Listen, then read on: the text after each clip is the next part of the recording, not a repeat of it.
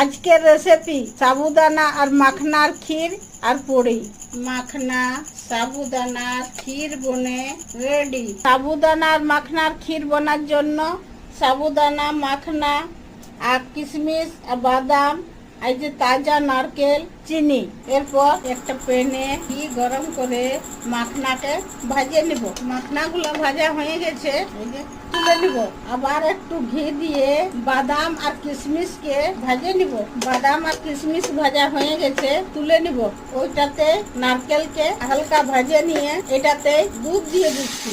মাখনা, ভাজা বাদাম আর কিশমিশ আর সাবুদানাকে ধুয়ে নিয়ে দিয়ে আর মিক্স করে তেজপাতা, 5টা ছোট এলাচি ছেঁচে নিয়ে দিয়ে আর মিক্স করে চালাতে থাকবো। না চালালে নিচে বসে যাবে, নিচে পুড়ে যাবে। এরপর পরিমাণ মতো চিনি দিয়ে মিক্স করে দেব। মিডিয়াম আছে এইভাবে চালান 15 থেকে 20 মিনিট কুক করে নেব। 20 মিনিট পর সাবুদানা সিদ্ধ হয়ে গেছে, নামায় আর ঠান্ডা করে বাটে নেব।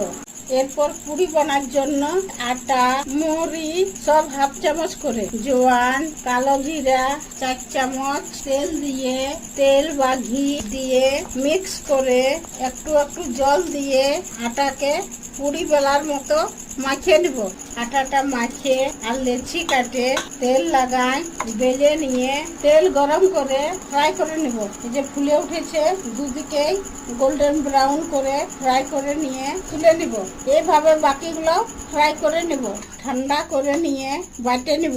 উপর থেকে কিশমিশ আর বাদাম দিয়ে গার্নিশ করে দিচ্ছি। এর সঙ্গে পুরি, সাবুদানা আর মাখনার ক্ষীর আর পুরি বনে রেডি। এই যে খেয়ে দেখছি, খেতে দারুণ টেস্টি হয়েছে।